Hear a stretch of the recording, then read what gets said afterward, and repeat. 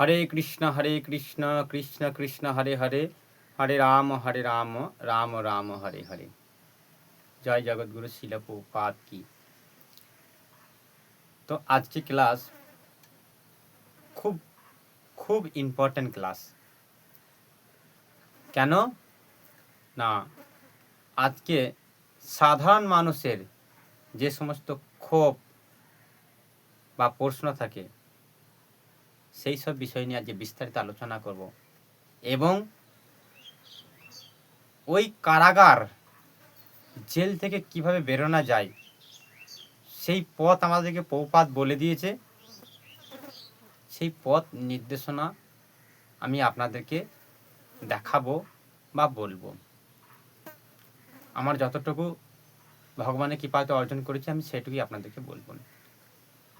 তো সাধারণ মানুষের প্রশ্ন থাকে এই রকম যে, হরে কৃষ্ণ প্রভু, আপনারা তো সংসার করেননি, আপনাদের ছেলে নেই, বউ নেই, সংসার নেই, কাজ নেই, কর্ম নেই, আপনারা হরি হরি করুন।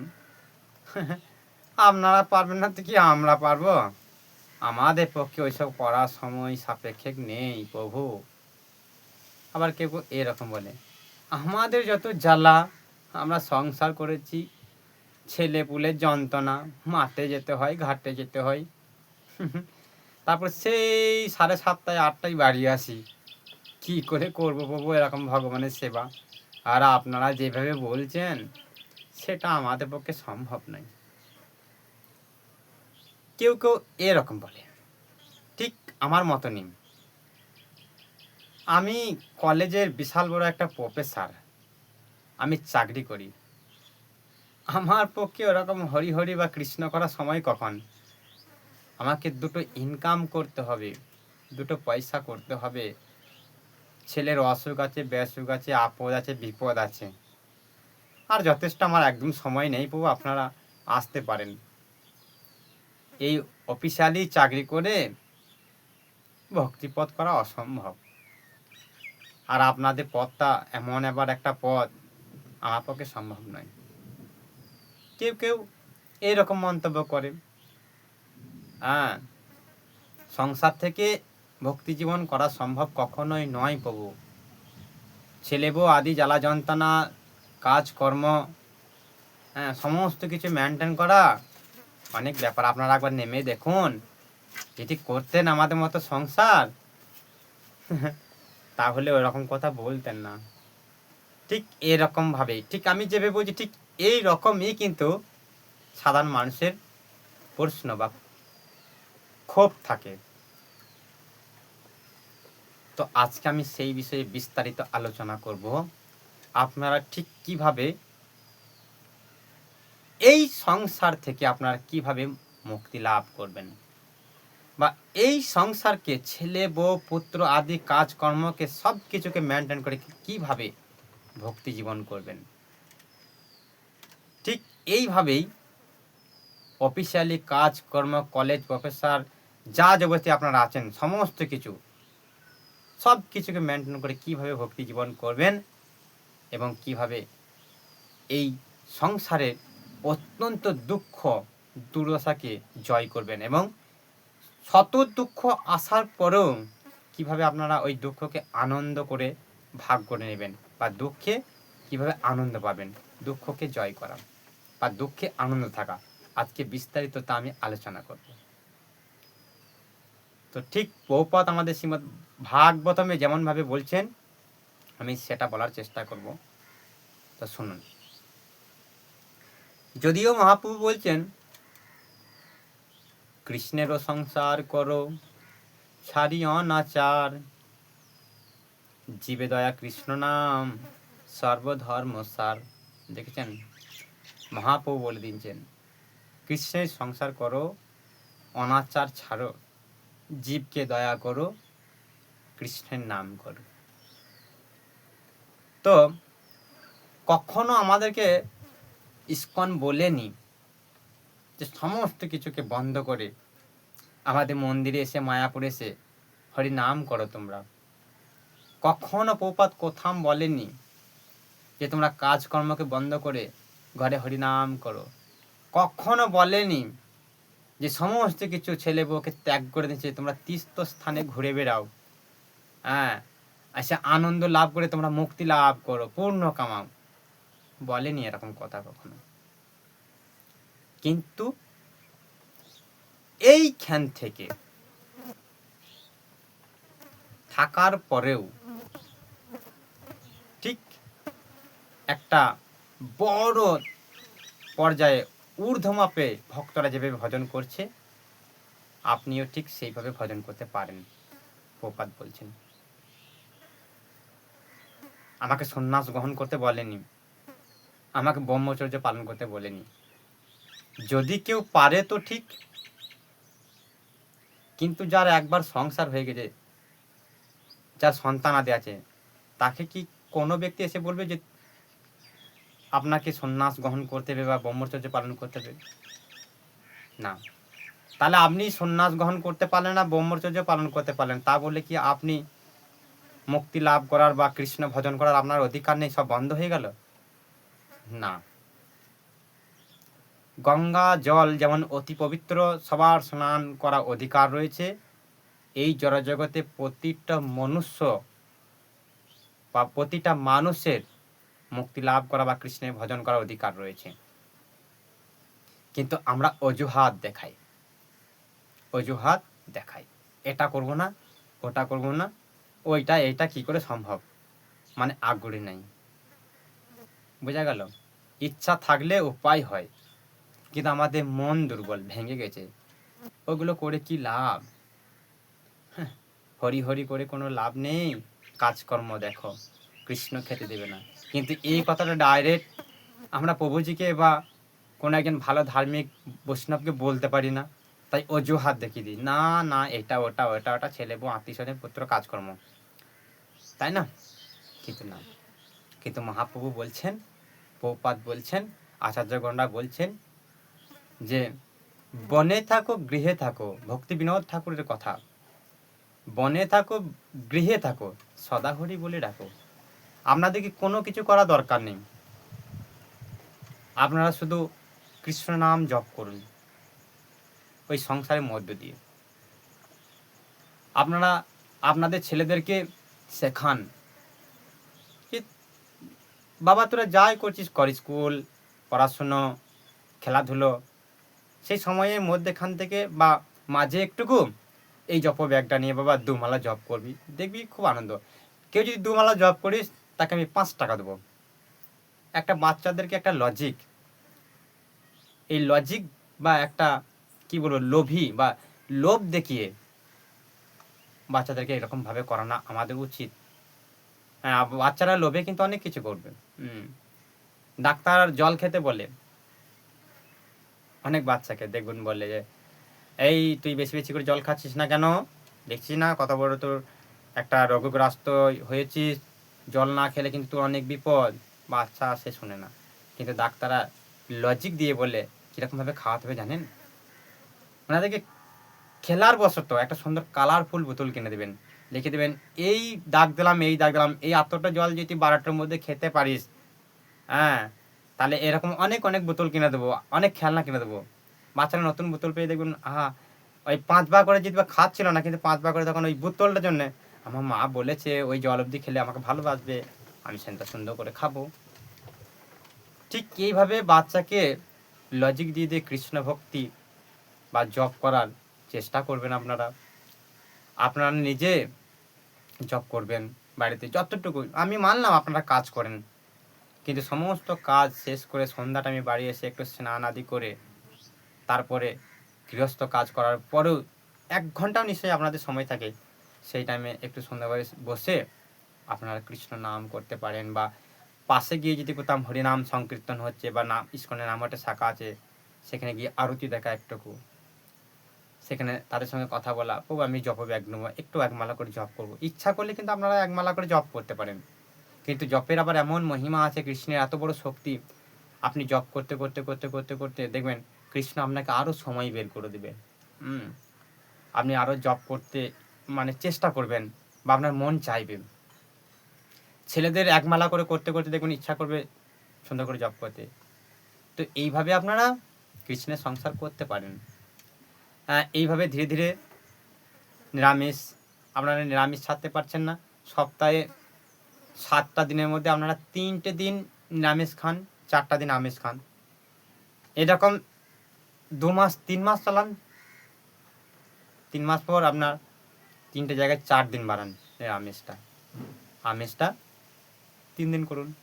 ঠিক এইভাবে কমিয়ে আস্তে আস্তে দেখবেন অভ্যাস করতে হবে। অভ্যাস হচ্ছে সব কিছু, অভ্যাস যোগ। এই ভক্তি জীবনে অভ্যাস যোগটাই হচ্ছে সর্বশ্রেষ্ঠ যোগ। প্রপাত বলছেন অভ্যাস যোগ করুন। তো এরকমভাবে যখন আপনার এইভাবে অভ্যাস যোগ করবেন, দেখবেন আমিষ আপনাকে ছেড়ে চলে গেছে, আপনাকে আমিষ ছাড়তে হবে না।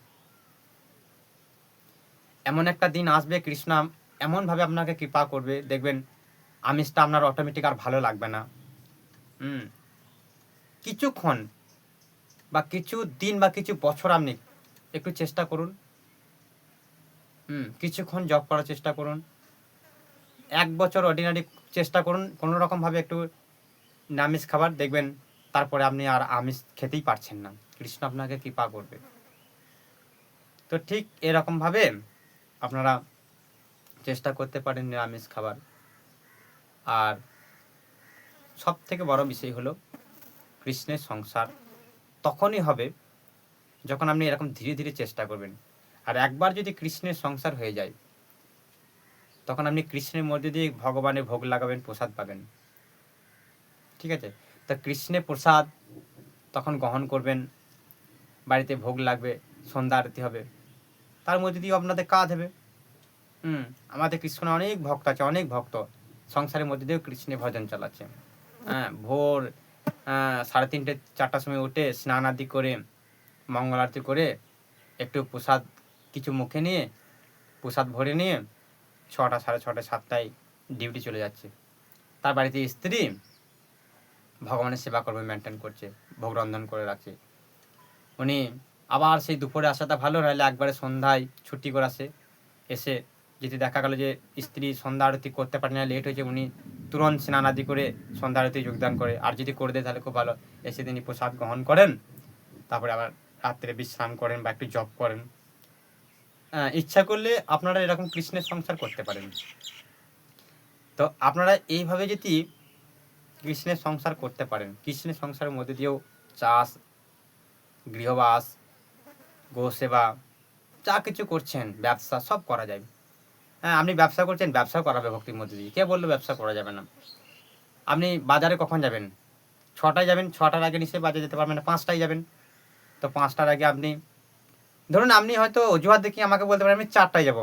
আপনি জানেন যে 4টায় মঙ্গল আরতি, আপনাকে মঙ্গল আরতি করতে হবে না, আপনার স্ত্রী করবে। আপনি সন্ধ্যাভাবে স্নান আদি না করলেন, ব্রাশ ট্রাশ করে আপনি চলে যান, হাট রেডি করে, হাট শেষ করে আপনি দুপুরে এসে তো আপনার স্ত্রী আপনাকে প্রসাদ দিতে পারবে। তা আপনি প্রসাদ পেলেন, কৃষ্ণের সংসার করে রাখলে আপনি প্রসাদ পাবেন। এসে তো আপনার স্ত্রী আপনাকে কোনো রক্ত মাখা মাংস তো খেতে দেবে না, প্রসাদ দেবে। তা সেখান থেকে আপনি কৃপা লাভ করবেন, আপনার স্ত্রীর জন্য আপনি মুক্তি লাভ করবেন।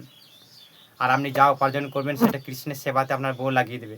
আপনার ক্ষমতা নেই যে আপনি যেটা ব্যবসাতে ইনকাম করছিলেন সেটা আজে বাজে করা। কেননা কৃষ্ণের সংসার আপনি চালাতে পারছেন না, ঠিক আছে, আপনি সংসারে চালাতে পারছেন না, কিন্তু কৃষ্ণের সংসার তো আপনি তৈরি করে দিচ্ছেন। তাহলে আপনার স্ত্রী তো আপনার মতো কাজ করে না, আপনার স্ত্রী তো ঘরে কৃষ্ণের সেবা করে।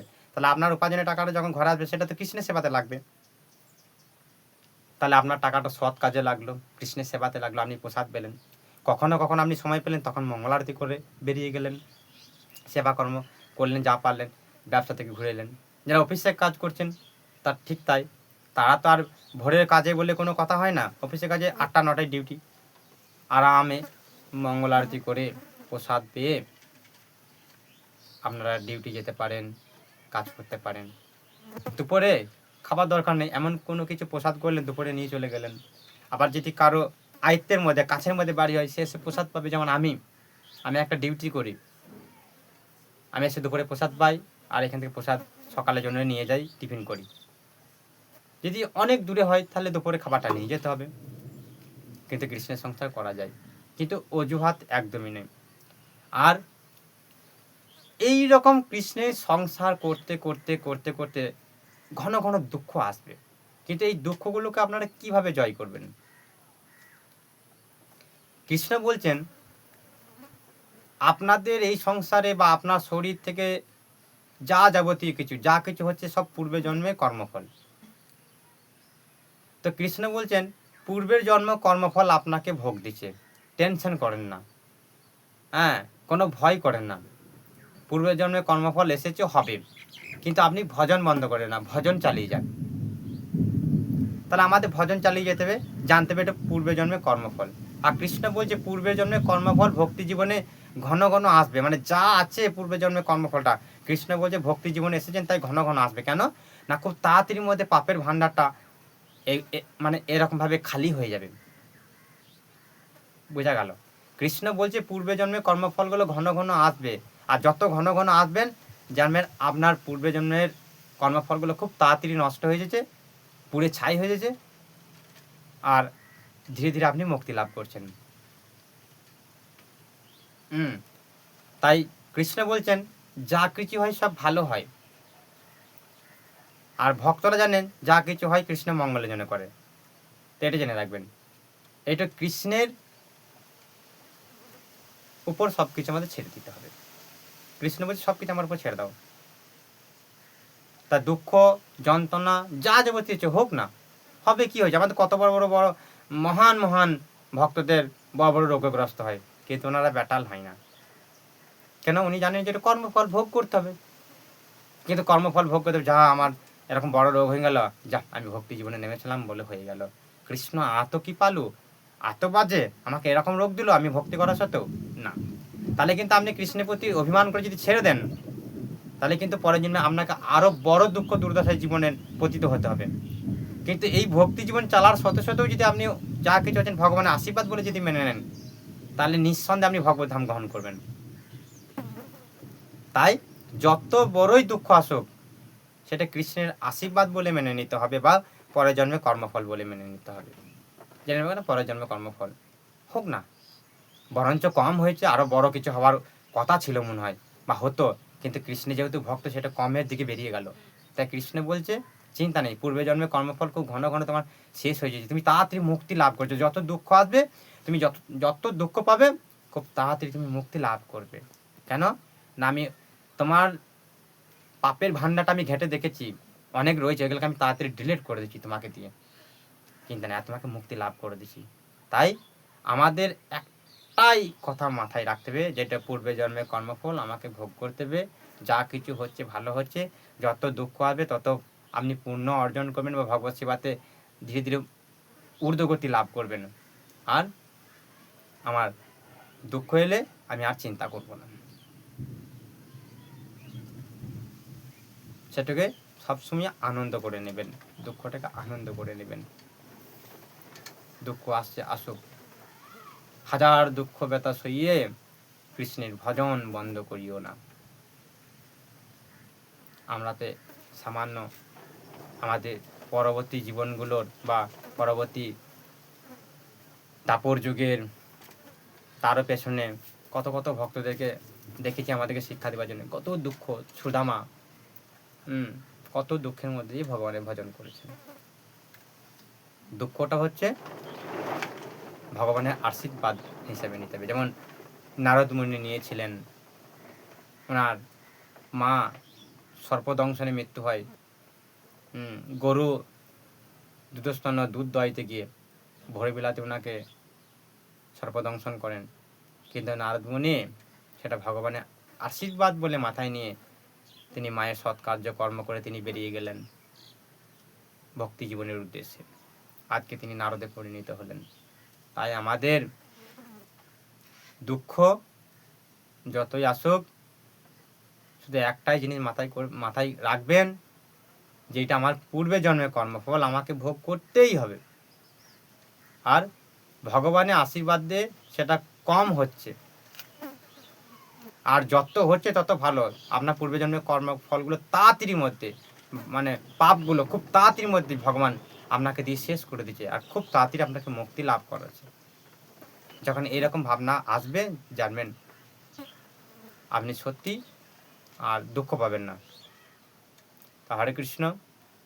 তো দুঃখের মধ্যে দিয়েও ভগবানের সেবা করুন আর কৃষ্ণের সংসার করুন। সমস্ত কর্মকে মেনটেন করে না আমরা যদি ইচ্ছা করি ভগবানের সেবা করতে পারি। আপনাদের উপার্জনের টাকা ভগবানের সেবাতে লাগবে, এর থেকে আনন্দ আর কি হতে পারে? আপনাদের উপার্জনের টাকা যদি অসৎ পথে যায় তা বরঞ্চ সেটা তো ক্ষতি। ওই কর্মফলগুলো আপনাকে ভোগ করতে হবে। আর কৃষ্ণের সেবাতে যে টাকাগুলো লাগছে এই কর্মফলগুলো আপনাকে ভোগ করতে হবে না, পুনরাবৃত্তি বরঞ্চ তার 1000 গুণ ফেরত পাবেন, তার 1000 গুণ ফেরত পাবেন। কারণ কৃষ্ণ অনন্ত কোটি বিশ্ব ব্রহ্মাণ্ডের অধিনায়ক, ওনার চাওয়া পাওয়া কিছুই নেই। তা আমরা যদি ওনাকে কোনো রকমভাবে যদি কিছু টাকা দিতে পারি, যা দিব তার 1000 গুণ কৃষ্ণ বলে আমি ওনাকে ফেরত দিইনি, কারণ আমাকে কেউ ঋণই করতে পারে না। বুঝা গেল? তা এই হচ্ছে ব্যাপার। তো আমি বলবো আপনারা ভজন করুন, কৃষ্ণের সংসার করুন, ছেলে মেয়েদেরকে কৃষ্ণের শিক্ষা দেন। হ্যাঁ, ওনাদের টিফিনে প্রসাদ ভরে দেন, ব্যাগে গীতা থাকবে, ওনারা স্কুল যাবে, আরও 5টা বাচ্চাদেরকে শিক্ষা দেবে।